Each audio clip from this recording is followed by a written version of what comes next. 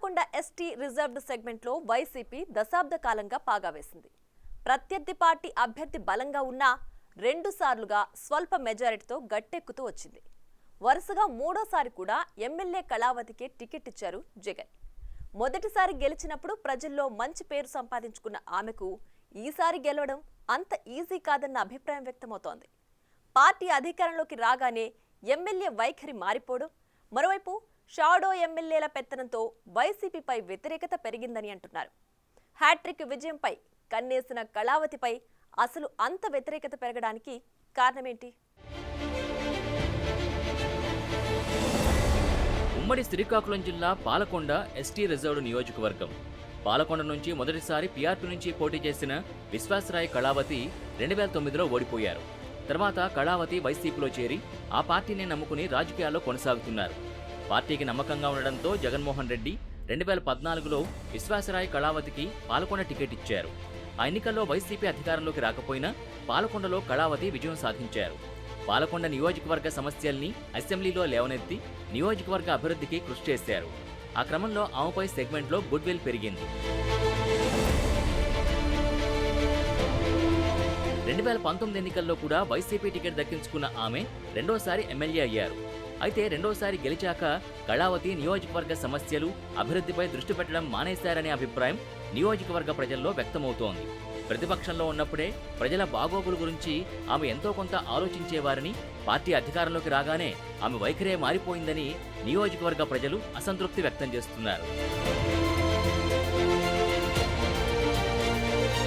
సమస్యల పరిష్కారం కోసం, చిన్న చిన్న అవసరాల కోసం వచ్చే ప్రజలపై కళావతి అసహనం, కోపం వ్యక్తం చేస్తున్నారట. రెండోసారి గెలిచిన తర్వాత ప్రజా సమస్యల్ని గాలి కొదిలేశారనే ఆగ్రహం పాలకొండ వాసుల్లో వ్యక్తమవుతోంది. పాలకొండ నియోజకవర్గంలో మిగిలిన సామాజిక వర్గాలతో పాటు గిరిజనులు కూడా అధికంగా ఉన్నారు. ఎస్టీ అయి ఉండి కూడా ఎమ్మెల్యే గిరిజన ప్రజల సమస్యలు అసలు పట్టించుకోలేదని గిరిపుత్రులు అగ్గి మీద గుగ్గిలమవుతున్నారు. ఏజెన్సీ ప్రాంతమైన భామిని మండలంలో నిత్యం ఏనుగులు జనావాసాలపైకొచ్చి పంటల్ని నాశనం చేస్తున్నాయని కళావతికి చెప్పినా స్పందించలేదని గిరిజనులు ఆమెపై ఆగ్రహం వ్యక్తం చేస్తున్నారు. మరో మండలం సీతంపేటలో ఎన్నో ఏళ్లుగా తాగునీటి సమస్య గిరిపుత్రుల్ని వేధిస్తోంది. ఆ సమస్య పరిష్కరించాలని ఎమ్మెల్యేకి ఎన్నిసార్లు వినతి పత్రాలు సమర్పించినా ప్రయోజనం లేకుండా పోయిందని సీతంపేట గిరిజనులు కారాలు మిరియాలు నూరుతున్నారు. రెండోసారి గెలిచాక కళావతి నియోజకవర్గానికి చేసిందేమీ లేదనే అభిప్రాయం ప్రజల్లో బలంగానే ఉంది. ముఖ్యంగా వీరఘట్ట మండల హెడ్ క్వార్టర్లో రోడ్ల పరిస్థితి అత్యంత దారుణంగా ఉంది. ధ్వంసమైన రోడ్లపై ప్రమాదాలు జరిగి అనేక మంది మృత్యువాత పడ్డంతో పాటు గాయాల పాలవుతున్న ఎమ్మెల్యే నిర్లక్ష్యంగా వ్యవహరిస్తున్నారన్న అసంతృప్తి పాలకొండ నియోజకవర్గ ప్రజల్లో వ్యక్తమవుతోంది. మరోవైపు పాలకొండకు రావాల్సిన సూపర్ స్పెషాలిటీ ఆసుపత్రిని ఆమె సీతంపేట తరలించడంపై కూడా పాలకొండ నియోజకవర్గ ప్రజలు గుర్రుగా ఉన్నారు. నియోజకవర్గంలో అభివృద్ధి శంకుస్థాపనకే పరిమితమైందని ఆగ్రహం వ్యక్తం చేస్తున్నారు. అదీకాక పాలకొండ నియోజకవర్గంలో పేరుకే కళావతి ఎమ్మెల్యే అని తెర వెనుక నడిపిస్తోందంతా ఎమ్మెల్సీ విక్రాంత్ అన్న ప్రచారం ఉంది. విక్రాంత్ అనుమతి లేకుండా నియోజకవర్గంలో ఒక్క పని కూడా ముందుకు సాగదట. ఎమ్మెల్యే కళావతి ఏ పని చేయాలన్నా ముందుగా విక్రాంత్ అనుమతి తీసుకోవాల్సిందే అట.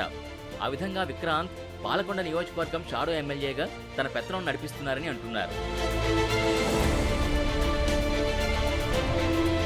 ఓవైపు ఎమ్మెల్యే కళావతి నిర్లక్ష్యం, మరోవైపు ఎమ్మెల్సీ విక్రాంత్ పెత్తనంతో నియోజకవర్గంలో అభివృద్ధి కుంటుపడిందన్న అసంతృప్తి ప్రజల్లో వ్యక్తమవుతోంది.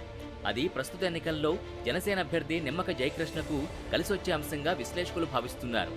గత 2 ఎన్నికల్లో నిమ్మక జయకృష్ణ టీడీపీ అభ్యర్థిగా పోటీ చేసి కళావతి చేతిలో స్వల్ప ఓట్లతో ఓడిపోయారు.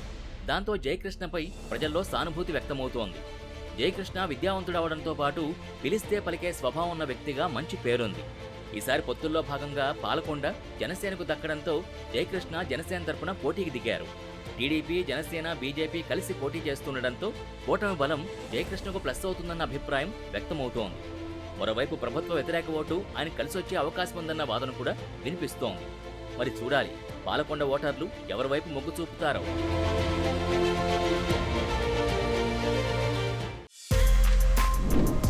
For more videos like this, subscribe Big TV channel.